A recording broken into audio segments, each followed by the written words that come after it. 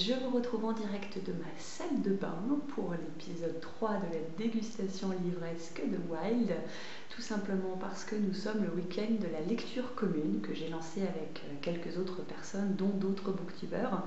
On était plusieurs à avoir envie de se faire ce bouquin, donc on s'est dit que ce serait pour ce week-end. Et comme moi, l'endroit que je préfère pour bouquiner, c'est ma baignoire, je m'apprête à prendre un grand bain accompagné de mon joli petit livre. Je sens que ça va être un bain, vous savez, quand vous remettez de l'eau chaude pour pouvoir rester plus longtemps. Voilà. Coucou les gens, je reviens toujours pour ma petite vidéo autour de Wild pendant ce week-end lecture commune. J'en suis à presque la moitié. Je ne vous montre pas le livre parce que sinon, au vu des pages cornées, je crains que certains adeptes de la lecture fassent quelques arrêts cardiaques, poussent des cris ou tombent dans les pommes. Mais j'aime beaucoup, vraiment j'aime beaucoup.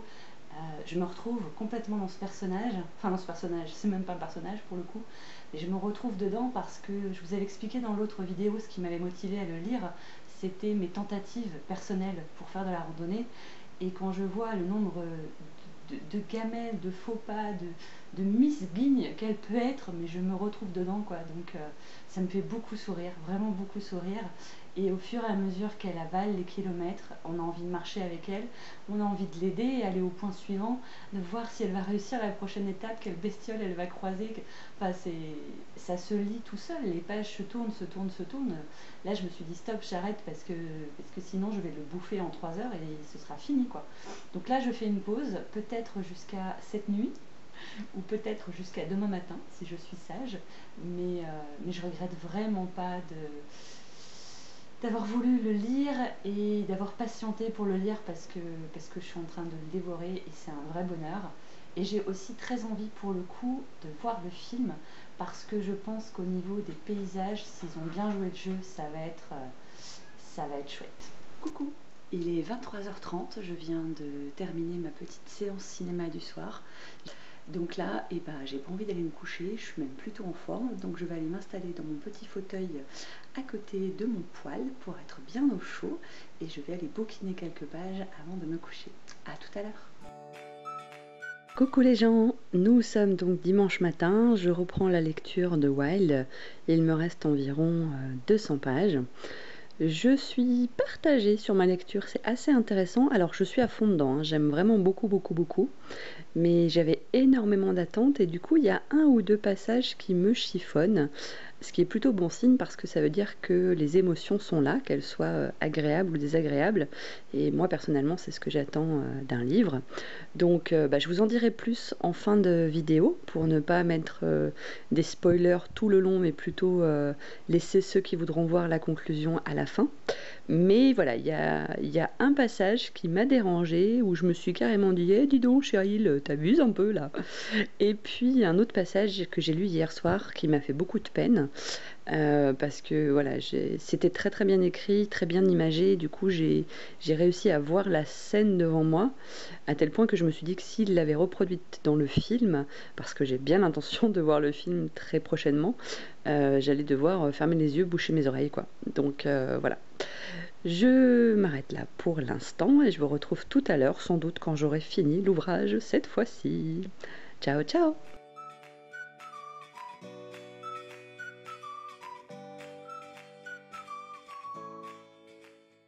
Bonjour les gens, plutôt bonsoir. Je sais pas du tout quelle heure il est, je pense peut-être 19h30 ou 20h, on est dimanche soir, et je viens tout juste, ça y est, de terminer Wild. Et je suis très émue parce que les dernières pages m'ont beaucoup plu.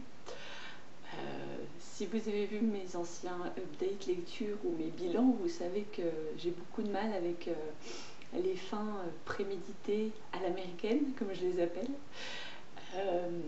Mais là, les dernières pages, même si c'est en quelque sorte une projection, ça passe tout seul. Et la dernière phrase, c'est comme une sorte de mantra en fait pour moi, et j'adore. Voilà. Donc je reviendrai sur cette lecture dans quelques jours. Franchement, je suis émue là tout de suite. J'ai vraiment voyagé avec Cheryl. J'ai vécu des bons et des mauvais moments avec elle. Il y a des fois où elle m'a tapé sur les nerfs. Il y a des fois où j'ai été bouleversée par ce qu'elle pensait, par ce qu'elle ressentait. C'est un livre qui ne peut pas laisser indifférent. Je dis pas que vous serez forcément transporté, mais il laisse pas indifférent. Comme promis, voilà. Je vous retrouve pour faire le point sur mon ressenti au niveau de Wild. Honnêtement, il est encore trop tôt pour dire si c'est un coup de cœur, s'il va me marquer véritablement, s'il va rester dans mes annales personnelles de lecture. En tout cas, pour l'instant, il m'a fait ressentir énormément de choses. Il m'a bouleversée par moments, contrariée par d'autres. Donc rien que pour ça, je dirais que ce livre a vraiment fait son taf. Ce que j'avais envie de faire pour conclure, c'était de vous présenter ce qui ne m'avait pas convaincu, ce qui m'avait contrarié et surtout ce que j'avais aimé, parce qu'il y a beaucoup de choses que j'ai aimées. Mais avant, petit warning, toi petit lecteur, petit abonné qui me regarde, encore une fois, si tu n'as pas lu le livre ou si tu n'as pas vu le film ou si tu veux te laisser du temps et faire ta propre opinion, je te déconseille de regarder ce qu'il va suivre puisque je vais parler directement de certains passages du livre. Attention, c'est parti pour le décompte. 5, 4, 3, 2, 1, 0. Donc, dans les choses que je n'ai pas aimées dans ce livre, tout d'abord, c'est tout con, mais c'est la page à propos de l'auteur au tout début du livre. J'ai eu la connerie de le lire, du coup, je savais déjà comment elle s'en était sortie, je savais qu'elle était encore vivante, je savais qu'elle était mariée, etc. Et j'ai trouvé ça très couillon. L'autre chose qui m'a moins plu, mais qui vient vraiment de ce que je m'étais imaginé à propos de ce livre, ce que j'avais moi-même fantasmé, ça a été de réaliser qu'en fait, à un moment, elle a carrément contourné la difficulté. Alors clairement, tout le monde disait que c'était impossible, qu'il ne fallait pas le faire, même les plus chevronnés des randonneurs. Je parle de la partie en lien avec la neige. Et j'ai été super déçue qu'elle fasse une coupe comme ça dans le parcours. Parce que vraiment je m'étais imaginé qu'à fond elle serait dedans à baver sang et eau, mais voilà, donc c'était vraiment ce que je m'étais imaginé du livre, donc une déception par rapport à une attente mais qui n'avait pas lieu d'être. Voilà, je sais pas si je suis très claire, mais c'est un peu ce que je ressens. Et le petit bémol pardon, pour moi, mais ça vient sans doute aussi de mes propres projections et d'un comparatif qui n'avait pas lieu d'être avec Into the Wild, c'est le côté qu'en fait elle revient souvent, tout est relatif, hein, puisque c'est pas tous les jours non plus, mais elle revient souvent à la civilisation. Il y a plusieurs passages avec des histoires d'hôtels, de caravanes, etc.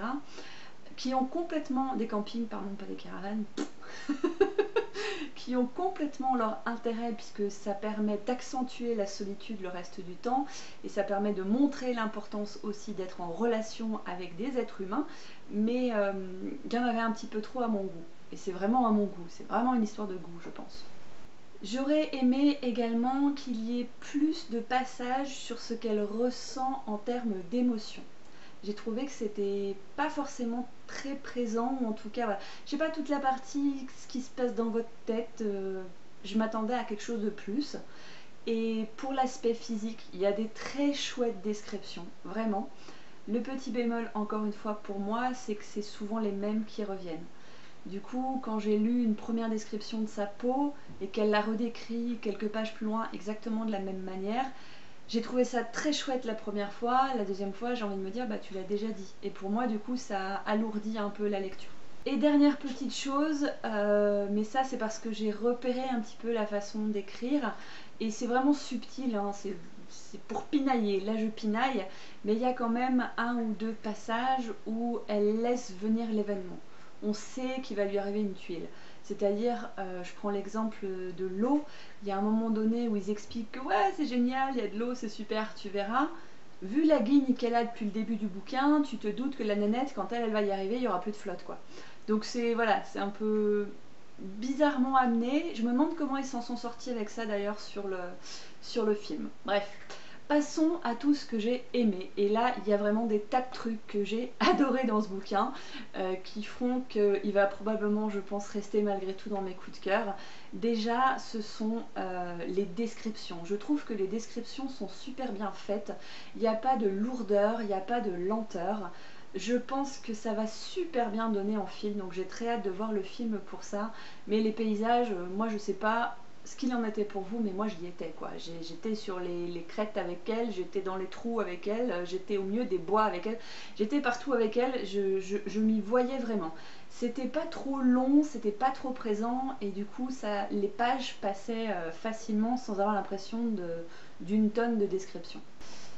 J'ai beaucoup aimé également, en fait j'aurais voulu pouvoir vous faire une liste de tout ce que j'ai aimé, mais quand j'ai décorné mes pages, ça faisait trop. Je me suis dit je peux pas vous parler de tout ça parce que sinon je vous raconte le livre en direct et on n'en parle plus quoi. Mais j'ai beaucoup aimé les allers-retours, vie passée, vie présente, le fait que quand elle marche, bah forcément elle pense à des événements passés de sa vie et qu'elle fait un petit peu le point et j'ai trouvé que c'était super bien amené. Vraiment, c'était une partie que j'ai beaucoup appréciée et en même temps pas trop présente.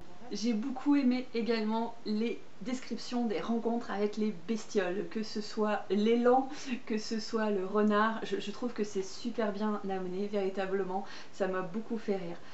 J'ai beaucoup aimé aussi Monster, la façon dont elle décrit comment elle essaye de mettre son sac à dos sur le dos, mais cette scène, elle sent le vécu, elle est vraiment super bien faite. Et j'ai beaucoup ri et beaucoup souffert avec elle également. Un autre truc que je retiens, c'est le rapport à la bouffe. Et là, je me suis sentie concernée clairement par rapport à ce que moi j'ai pu vivre avec la nourriture, avec ce que je vis avec la nourriture. Donc je sors du contexte du livre. Mais cet engouement, cette obsession même pour la bouffe, pour des trucs que d'habitude elle aime même pas et que là elle n'arrête pas de fantasmer dessus, j'ai trouvé ça extraordinaire. Il y a également des scènes qui sont extrêmement bien faites. Je pense à la scène de Lady et je pense à la scène d'amour avec cet inconnu. J'aime quand les livres me transportent et me permettent d'allumer un écran dans ma tête et de mettre le truc en place. Et je trouve que dans Wild, c'est particulièrement bien fait. J'ai l'impression de me répéter et de dire tout le temps que c'est particulièrement bien fait, mais je vous assure, c'est particulièrement bien fait. Et la dernière chose que j'ai envie de partager avec vous, et je vais m'arrêter là parce que sinon, comme je le disais tout à l'heure, je vais vous raconter tout le livre, c'est la fin. Si vous avez regardé mes précédents bilans de lecture, updates, etc., vous devez commencer à savoir que j'aime les fins bien amenées et pas les trucs gros lourdeaux, ils se marièrent et eurent beaucoup d'enfants. Et j'ai trouvé que c'était particulièrement bien fait. Non, les dernières pages sont subtiles, elles sont présentes, elles nous amènent dans sa vie future, mais ça reste subtil. Et ma phrase préférée, c'est la dernière phrase du bouquin. Je crois que voilà, c'est une magnifique conclusion qui relie tout pour moi, la marche, l'initiation, le fait de se retrouver avec soi, le fait de se retrouver avec des étrangers, d'apprendre à se faire confiance, de faire face à la peur, de faire le lien entre son passé, entre qui on est, entre qui on veut devenir, c'est évident. Voilà. Je peux que vous conseiller cette lecture, vraiment.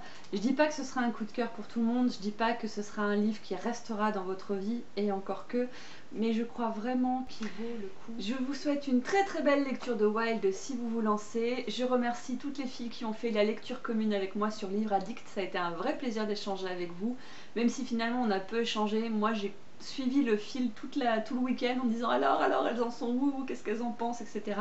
Et c'était une chouette expérience. À très bientôt, ciao!